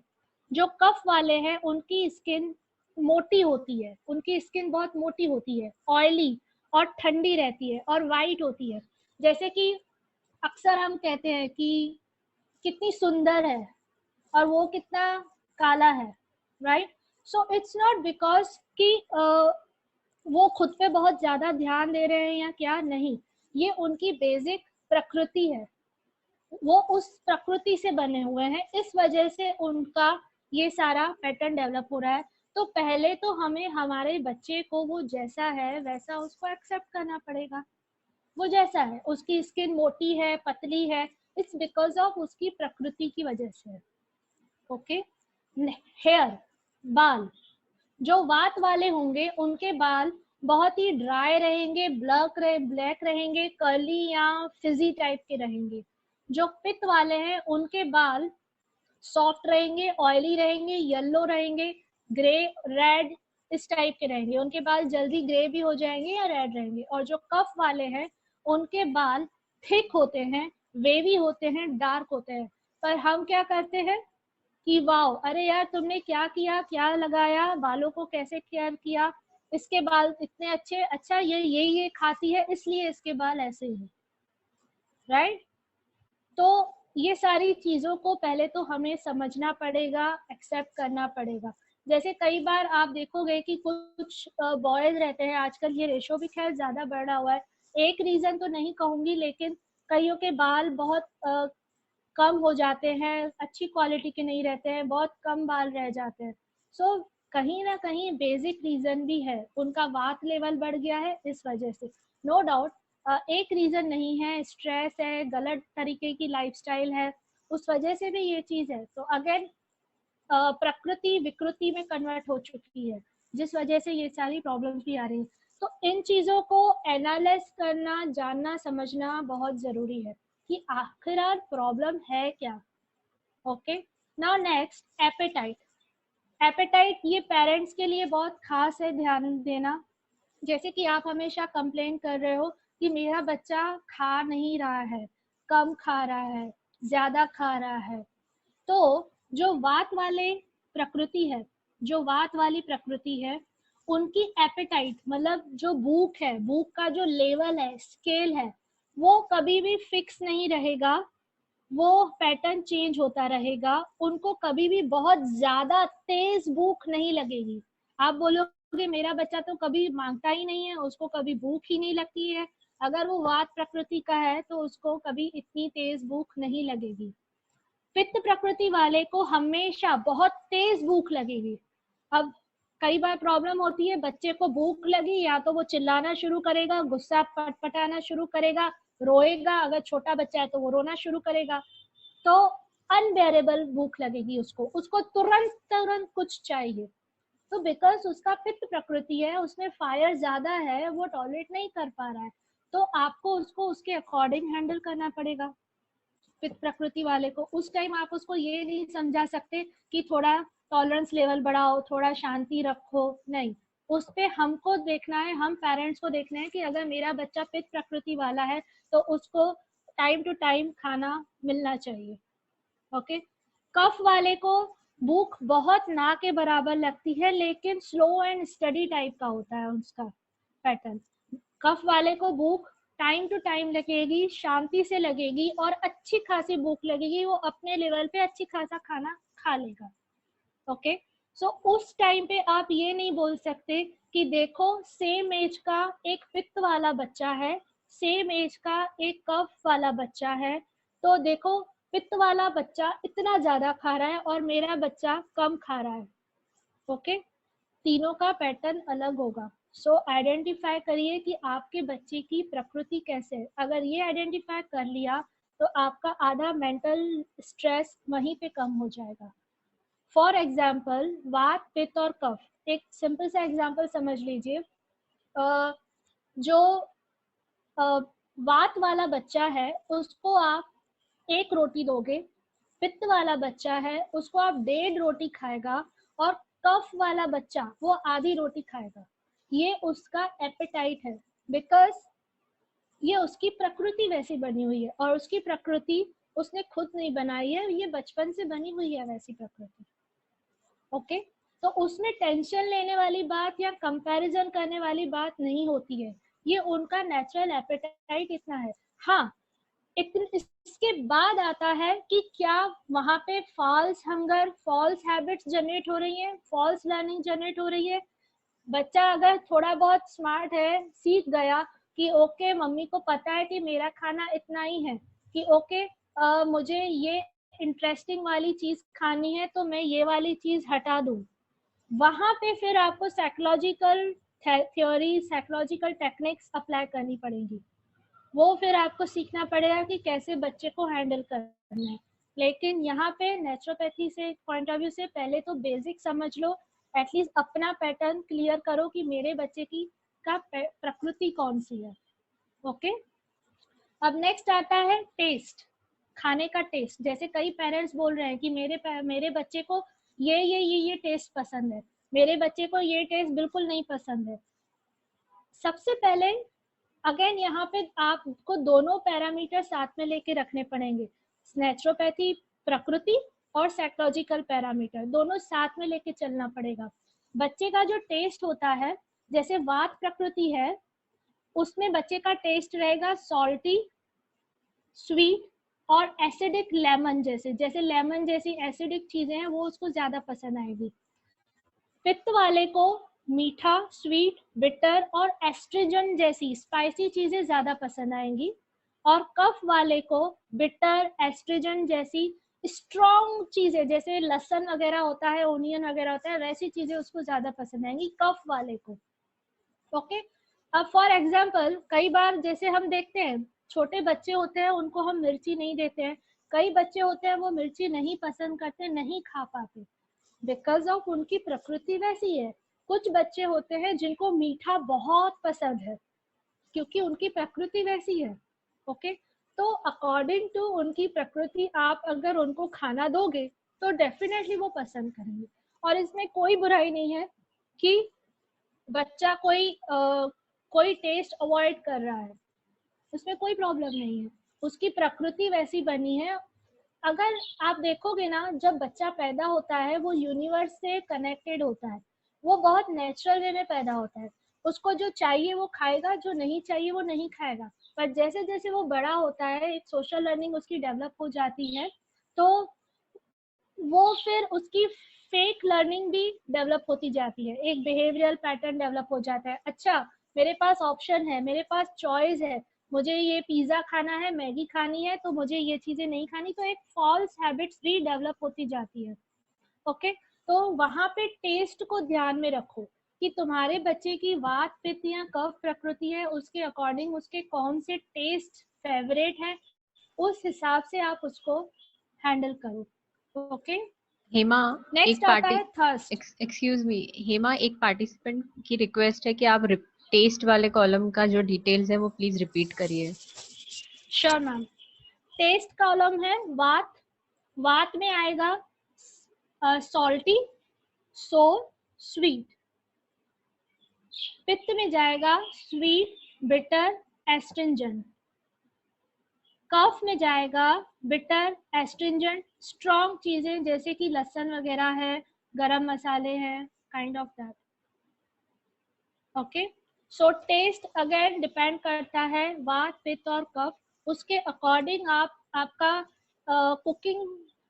कुकिंग पैटर्न, कुकिंग प्रैक्टिस को डेवलप करिए, बच्चे का जानिए उसका पैटर्न क्या है। नाउ नेक्स्ट थर्स्ट, प्यास लगना, जैसे अभी मैम का था प्यास। ओके, जो वात वाला बच्चा होगा उसको बहुत ही कम प्यास लगेगी, बहुत ही कम, और ऐसा नहीं है कि वो पूरा दिन अगर पानी कम पी रहा है तो उसको कहीं पे डेफिशिएंसी आएगी, नहीं। जो वात वाला होगा उसको प्यास कम लगेगी क्योंकि वायु है, ऑलरेडी वायु है, ऑलरेडी स्पेस है। जो पित्त वाला है उसके अंदर ऑलरेडी फायर है, तो उसको प्यास बहुत लगेगी, एक्सेसिव प्यास लगेगी। और जो कफ वाला है उसकी प्यास नॉर्मल रहेगी, जो कफ प्रकृति वाला होगा उसकी प्यास बहुत नॉर्मल रहेगी। सो नाउ अगेन, वात वाला है तो उसको प्यास बहुत ना के बराबर लगेगी क्योंकि वायु है, वायु बह रही है, ठीक है, हवा है वो बह रही है, उसको पानी की जरूरत नहीं है, वो ऐसे ही बहेगी। फायर है, अग्नि है, वो जल रहा है अंदर से, उसका अग्नि तत्व पित्त बढ़ गया है तो उसको पानी की जरूरत पड़ेगी, उसको तुरंत पानी चाहिए, ज्यादा पानी चाहिए। तो अगेन अभी जैसे किसी मैम ने पूछा कि हमको कितना पानी पीना चाहिए या मेरा बच्चा पानी नहीं पी रहा है, तो पहले तो आप उसकी प्रकृति समझो कि उसको उसकी प्रकृति कैसी है, कितने पानी की जरूरत है उसे। Yes ma'am, you are absolutely right. वो वात प्रकृति का ही है, इसलिए शायद वो कम पीता होगा। अब मुझे समझ में आ गया। So thank you ma'am. Good. Now next, elimination frequency. Elimination frequency मतलब आपके वेस्ट प्रोडक्ट कितने एलिमिनेट हो रहे हैं, ठीक है। जैसे कि सर ने बताया कि आपका एलिमिनेशन, अगर टॉक्सिन भरा हुआ है शरीर में तो उससे आपका वजन बढ़ेगा, ठीक है। तो जितना एलिमिनेशन आपका इजीली होगा, जितना डिटॉक्सिफाई करोगे बॉडी को, उतना आराम से आप अपना फैट रिड्यूस कर पाओगे, वजन को मेंटेन कर पाओगे। तो अगेन एलिमिनेशन फ्रीक्वेंसी भी किसकी कितनी है। आजकल लोगों को नॉलेज तो आ गया है कि ओके रेगुलर आपका डाइजेशन इंप्रूव होना चाहिए, रेगुलर बाउल मूवमेंट होनी चाहिए, इतनी इतनी इतनी होनी चाहिए। लोग बड़े प्राउडली बोलते हैं कि मैं तो दिन में 2-2 बार फ्रेश होने जाती हूँ। कुछ बच्चे एक हफ्ता फ्रेश नहीं हो रहे हैं और उनको कोई फर्क नहीं पड़ता कि हम तो 3-3 दिन फ्रेश नहीं होते, 3 दिन हम नहीं जाते हैं, इट्स ओके। बट ये जानना बहुत जरूरी है कि आपकी एलिमिनेशन फ्रीक्वेंसी कौन से बच्चे का कैसे होगा। वात वाले का ड्राई हार्ट कॉन्स्टिपेटेड रहेगा उसको हमेशा, पित्त वाले को सॉफ्ट ऑयली लूज रहेगा और कफ वाले का thick oily heavy and slow रहेगा। सो ये समझ लो कि कफ वाले को कॉन्स्टिपेशन प्रॉब्लम रहेगा, वात वाले को भी कॉन्स्टिपेटेड प्रॉब्लम रहेगा। ओके, तो अगर कॉन्स्टिपेशन है, वात और कफ प्रकृति है, तो उसके हिसाब से अगर उनका लाइफस्टाइल नहीं मेंटेन किया और कफ और कॉन्स्टिपेशन बढ़ता गया तो आगे चल के प्रॉब्लम बढ़ेगी। कॉन्स्टिपेशन अगर है तो उस बच्चे को भूख लगेगी नहीं। कॉन्स्टिपेशन है तो उस बच्चे में लेथार्जी बनी रहेगी, सुस्ती बनी रहेगी, उसका प्राणों की शक्ति कम रहेगी, तो प्रॉब्लम आनी है। तो इसलिए बहुत जरूरी है कि किस तरह से आप प्रकृति को समझिए और कॉन्स्टिपेशन को पे ध्यान दीजिए। Physical activity, now this is the very important point. जैसे कि एज अ ट्रेनर मैं हमेशा ऑब्जर्व करती हूँ, समर कैंप लगा, बच्चों को 3 घंटे के लिए भेज देना है, एक्टिविटीज में डालना है। मेरे बच्चे ने डांस सीखा, स्केटिंग सीखा, ड्राइंग सीखा, हम बड़े प्राउडली बोलते हैं, ठीक है। फिजिकल एक्टिविटी में डाल दिया। और यही पॉइंट हमने पहले भी बोली कि बच्चे की फिजिकल एक्टिविटी एक्सरसाइज को फ्रेमिंग करना जरूरी है, उसका एक करेक्ट फ्रेमिंग बनाना बहुत जरूरी है। सारी चीजें कवर हो रही हैं या नहीं वो देखना जरूरी है। चलो वो हम समझ गए, लेकिन पहली सबसे इम्पोर्टेंट पॉइंट तो ये है कि मेरे बच्चे के लिए उसकी प्रकृति के अकॉर्डिंग कौन सी फिजिकल एक्टिविटी जाएगी। जैसे कि मैंने कई बार ऑब्जर्व किया, पड़ोस का बच्चा डांस क्लास में जा रहा है, मैंने मेरे बच्चे को भी डांस क्लास में भेज दिया, ठीक है। अब मेरे बच्चे में 1 साल डांस सीखने के बाद भी उसमें वो मूवमेंट नहीं है, वो लचीलापन नहीं है, वो रिदम ही नहीं है, ठीक है। पर मैं मेरे बच्चे को डांस क्लास में भेज रही हूँ क्योंकि आजकल डांस हॉबी का बहुत जमाना है। तो ये रॉन्ग है। पहले तो अपने बच्चे की पर्सनैलिटी समझो, कौन सी पर्सनैलिटी का है वो। उसके लिए जैसे कि फिजिकल एक्टिविटी, जो वात वाले होंगे वो बहुत एक्टिव होंगे। जैसे हवा है, वो हवा इधर से उधर बह रही है, वैसे आपके बच्चे की एक्टिविटी होगी, फिजिकल एक्टिविटी। जैसे कुछ बच्चे होंगे वो पूरे घर में धमाल करते फिरते हैं, अभी इधर होंगे अभी उधर होंगे, कुछ चीजों को तोड़ फोड़ मोड़ मरोड़ करेंगे और इधर से उधर पूरी धमालिया टाइप, हम उनको टैग देते हैं धमालिया टाइप, ठीक है। बट ये उनकी प्रकृति है, वायु टाइप की प्रकृति है, वो एक जगह नहीं बैठ सकते, दे आर रेस्टलेस, ओके। तो अगर जबरदस्ती आप उनको एक जगह बिठा के करने वाली एक्टिविटी दोगे तो वो नहीं चलेगा। उनको उनके हिसाब की वायु वाली ही प्रकृति वाली आपको एक्टिविटी देनी चाहिए, उसी में ही आपको उसको आगे भी डालना चाहिए। एक्टिव पित्त वाले मॉडरेट लेवल के होंगे, मॉडरेट एवरेज, और जो कफ वाले हैं वो लेथार्जी होंगे। लेथार्जी मतलब वो फिजिकली काफी सुस्त होंगे, ब्रेन से वो बहुत एक्टिव होंगे, बहुत शार्प होंगे, बट वो फिजिकली लेथार्जी होंगे। तो हम क्या करते हैं पेरेंट्स, मेरा बच्चा सुस्त है, मेरे बच्चे को इतना बोल रही हूँ लेकिन वो सुन नहीं रहा है, वो मैंने किसी भी फिजिकल एक्टिविटी में नहीं जा रहा, बैठे बैठे मोटा हो रहा है। तो ये सारे पैटर्न है, ये कफ प्रकृति वालों के पैटर्न है। अगर आप उनको क्रिकेट की बजाय, डांस की बजाय किसी क्रिएटिव चीज में दोगे, फॉर एग्जांपल गार्डनिंग में अगर आप उनको दोगे, उनको इंटरेस्ट आएगा उसमें, क्रिएटिव चीजों में उनको इंटरेस्ट आएगा। मेहनत गार्डनिंग में भी लगती है, मेहनत ड्राइंग में भी लगती है। जहाँ पे क्रिएटिविटी है वहाँ पे मेहनत वाली किसी कोई चीज है, चेस खेल रहा है समथिंग, तो आप उसको अगर उसमें डालोगे वो अच्छा काम करेगा, अच्छे रिजल्ट्स लाएगा। तो अगेन अकॉर्डिंग टू पर्सनालिटी आपको उनको चेक करना है, उसके अकॉर्डिंग उनकी एक्टिविटीज प्लान करनी है। इसमें मैम वात प्रकृति वाले को कौन सी एक्टिविटी में डालना चाहिए? वात प्रकृति, वात प्रकृति कौन से एलिमेंट से बना है मैम? एयर एंड स्पेस, वायु और आकाश। वायु कैसी होती है? यहाँ से वहां चलने वाली, वो एक जगह नहीं बैठती है, एक जगह नहीं रुकती है। तो उसको ऐसी एक्टिविटी दो जिसमें चलना ज्यादा है, जैसे काइंड ऑफ फुटबॉल, उसमें बहुत स्पीड चाहिए, क्विक डिसीजन चाहिए। वायु वाली जो लोग होंगे उनका डिसीजन मेकिंग क्विक रहेगा, बट वो अनस्टेबल रहेंगे, कभी ये डिसीजन लिया, कभी वो डिसीजन लिया, कभी इधर गए, कभी उधर। अगर वायु प्रकृति वाले को आप मार्केटिंग टाइप की जॉब ऑफर करोगे कि भैया जा तू यहाँ से ये करके आ, वो करके आ, वो करके आ, वो सब करके आएगा, दौड़ के करके आएगा काम।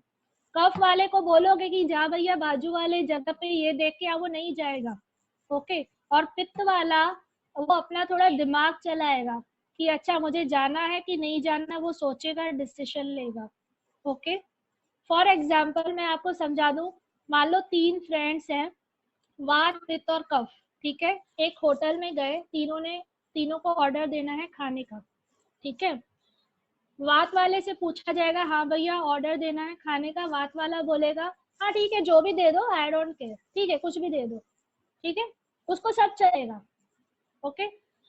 कफ वाला बोलेगा हाँ ठीक है ऐसा, ओके इतना चलेगा, ये या ये ठीक है।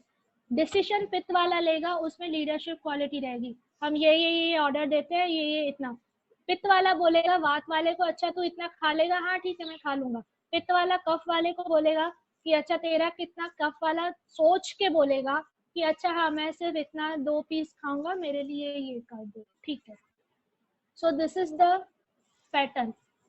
समझ लो एक ऑफिस है, अगर मुझे वहां पे रिसेप्शन पे किसी को रखना है, एक रिसेप्शन पे रखना है, एक एचआर में रखना है, और एक अपना मान लो मार्केटिंग के लिए रखना है जो बाहर के काम देखे। ओके। तो कौन सी पर्सनैलिटी कहाँ पे फिट होगी आप लोग सोचिए। एक रिसेप्शन डेस्क हैंडल करेगा, एक एचआर में बैठेगा, और एक बाहर मार्केट सर्वे करेगा। कौन सी पर्सनैलिटी कहाँ पे मैच होगी? पित्त रिसेप्शन पे बैठेगा, पित्त प्रकृति वाला। पित्त वाला गरम दिमाग का है, फायर है उसमें। कोई ऐसा वैसा क्लाइंट आया, वो वहीं पे उसको लड़ झगड़ के भगा देगा। तो कफ वाला, कफ प्रकृति वाले बैठेंगे। और एचआर में पित्त प्रकृति वाले, एचआर पित्त प्रकृति, और वात प्रकृति वर्क के लिए। Yes. Okay. Now next, memory. बच्चों की मेमोरी पे बहुत सारे क्वेश्चन रेज होते हैं, चिंताएं आती हैं, मेरा बच्चा कैसे करेगा एग्जाम में, ये वो इतना पढ़ रहा है तो भी प्रॉब्लम आ रही है, XYZ। अब ये समझ लो, एक्सेप्ट कर लो कि जो वात वाला बच्चा है उसकी जो मेमोरी है वो रिसेंट मेमोरी बहुत अच्छी होगी, लेकिन जो लॉन्ग टर्म वाली मेमोरी है जिसको हम रिमोट मेमोरी बोलते हैं वो पुअर होगी। ओके। रिसेंट मेमोरी उसकी बहुत अच्छी होगी क्योंकि वो तो वायु है, वो चल रहा है, स्थिर नहीं है। ओके। उसको 10 काम दोगे वो 10 काम करके आएगा, ठीक है। तो इस वजह से उसकी जो प्रेजेंट मेमोरी है वो अच्छी रहेगी, लेकिन जो लॉन्ग टर्म वाली मेमोरी होगी वो पुअर होगी, वो पुअर ही होगी।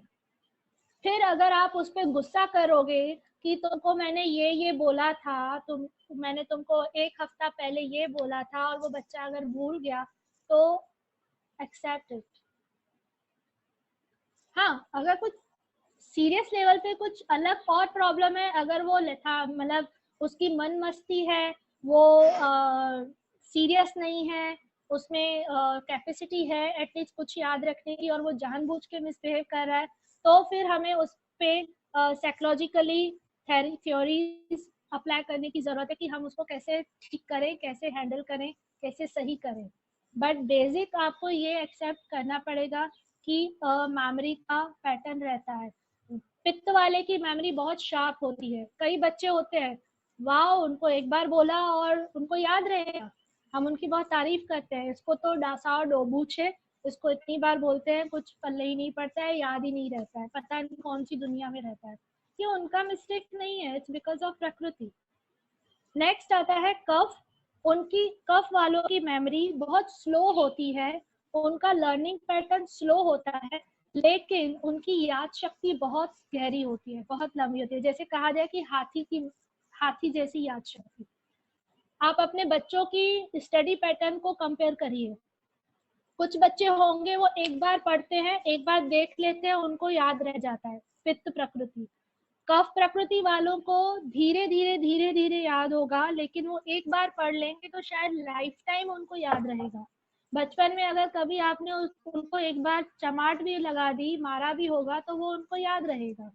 ओके। एंड वात वाले, अभी आप उन पे गुस्सा करोगे, थोड़ी देर में वो बिल्कुल सेम हो जाएंगे, या तो फिर उनको बहुत बार आप पढ़ाओगे तब जाके उनको याद रहता है, और फिर वो आफ्टर 1 मंथ वो हो सकता है फिर से भूल जाए। सो इट्स बिकॉज ऑफ वात प्रकृति।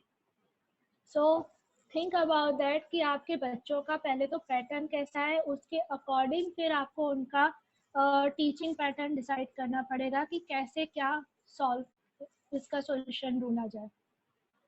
उसके बाद आता है स्लीप। स्लीप जैसे कि बहुत इम्पोर्टेंट चीज है कि कितने घंटे की नींद होनी चाहिए। मुझे एक क्वेश्चन पूछना है। Yes ma'am.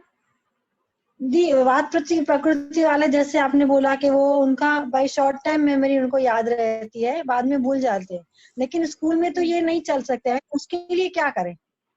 अगर बच्चा ऐसा है तो उसकी मेमोरी को कैसे हम लोग डेवलप कर सकते हैं? यस, पहले तो ये एक्सेप्ट कर लो कि वो वात प्रकृति का है, ठीक है। वात प्रकृति वाले का जो पैटर्न होगा, मेमोरी पैटर्न होगा, ठीक है, वो पित्त प्रकृति लर्निंग पैटर्न होते हैं ना मैम। जैसे पित्त वाले को मैं एक बार समझाऊंगी वो समझ जाएगा, ठीक है। वात प्रकृति वाले को मुझे पता है कि मुझे 10 बार उसको समझाना है, तब जाके वो समझेगा। तो पहले तो मुझ में एज अ टीचर या एज अ पेरेंट ये चीज आ जानी चाहिए। ओके, मैं दोनों को इक्वल लेवल पे नहीं रख सकती कि पित्त वाले को और उसको मैं एक बार ही समझाऊंगी, नहीं। आई नो उसको ज्यादा टाइम लगेगा, दोनों को समझाने का तरीका अलग होगा। हो सकता है उसको एक ही टाइम इजीली एक बार में समझ आए, इसको मुझे और इजी करके समझाना पड़े, अलग अलग क्रिएटिव वे में समझाना पड़े, तो पैटर्न हमको अलग से मॉडिफाई करने पड़ेंगे यहाँ पे। Thank you ma'am. Okay, now next sleep pattern. Sleep, जैसे कि अभी स्टार्टिंग में सर ने पूछा कि यस मैम। हाँ, मैं यहाँ कुछ ऐड करना चाहूंगी साइकोलॉजिकल पॉइंट ऑफ व्यू के। जो बच्चे होते हैं, जो लर्नर्स होते हैं, वो मेनली 3 टाइप के होते हैं। एक होते हैं विजुअल लर्नर्स, जो कोई चीज एक बार, जैसे तुमने कहा कि कुछ चीज देख लिया तो उनको आ जाता है। तो हम दूसरे होते हैं ऑडियो लर्नर, कि जो सुन रहे हैं और सुन के सीख लेते हैं। एक बार मैम ने अगर कुछ एक्सप्लेन कर दिया, उन्होंने सुना है तो दे विल रिमेम्बर इट। तीसरे होते हैं काइनेस्थेटिक लर्नर्स, यानी जब तक वो प्रैक्टिकली उस चीज को खुद से नहीं करते तब तक वो नहीं सीख पाते। तो मैम आप ये चीज देखिए कि आपका जो बच्चा है वो विजुअल लर्नर है, ऑडियो लर्नर है या काइनेस्थेटिक लर्नर है। जब आप उसे घर पे पढ़ा रहे हैं तब आप देखिए कि वो जब कुछ रीड कर लेता है एक बार, इसका मतलब उसने विजुअल और ऑडियो दोनों क्लूज यूज किए हैं। लेकिन बच्चे कुछ ऐसे थे, जब तक वो लिखते नहीं है उन्हें याद नहीं रहता है। तो आप ये चीज देखिए कि आपके बच्चे को कौन से टाइप की लर्निंग कन्वीनियंट लगती है, तो ये चीज वहां आपको थोड़ा एड ऑन हेल्प हो जाएगा आपके लिए.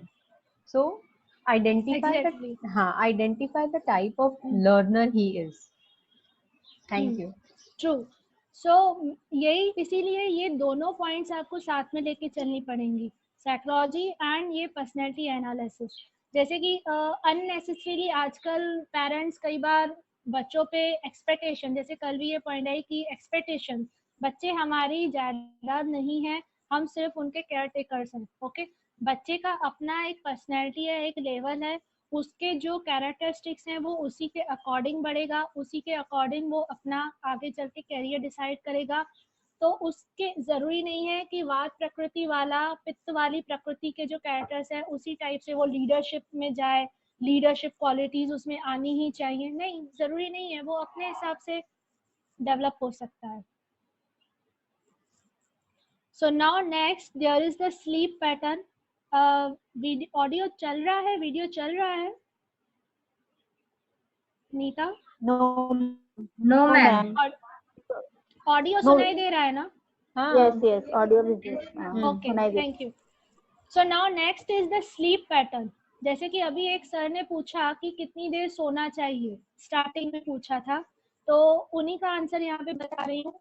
वात वाले की स्लीप बहुत ही डिस्टर्ब होगी, इंटरप्टेड होगी और लिमिटेड होगी. क्यों? क्योंकि वो वायु है, उसके थॉट्स बहुत चल रहे हैं, शांत नहीं बैठ रहा है, तो उसकी नींद बहुत कम होगी. वो थोड़ा ही सोएगा और उठ के खड़ा हो जाएगा और बार बार उसकी नींद खुलती रहेगी. इट्स बिकॉज ऑफ वात प्रकृति. थोड़ा टाइम सोएगा, उसकी नींद पूरी हो जाएगी. सो इंटरप्टेड एंड स्कैंटी. पित्त वाले की नींद कम होगी लेकिन साउंड स्लीप होगी. वो थोड़ा सोएगा, जैसे थोड़ा इन द सेंस का मतलब है एक नॉर्मली बच्चा 6 से 7 घंटा सो रहा है या 7 से 8 घंटा सो रहा है, सफिशिएंट है. या बड़े भी 6 से 7 घंटे अगर वो सो रहे हैं, सफिशिएंट है पित्त वालों के लिए. बट कफ वालों की नींद बहुत ज्यादा होती है, उनकी नींद बहुत हैवी होती है.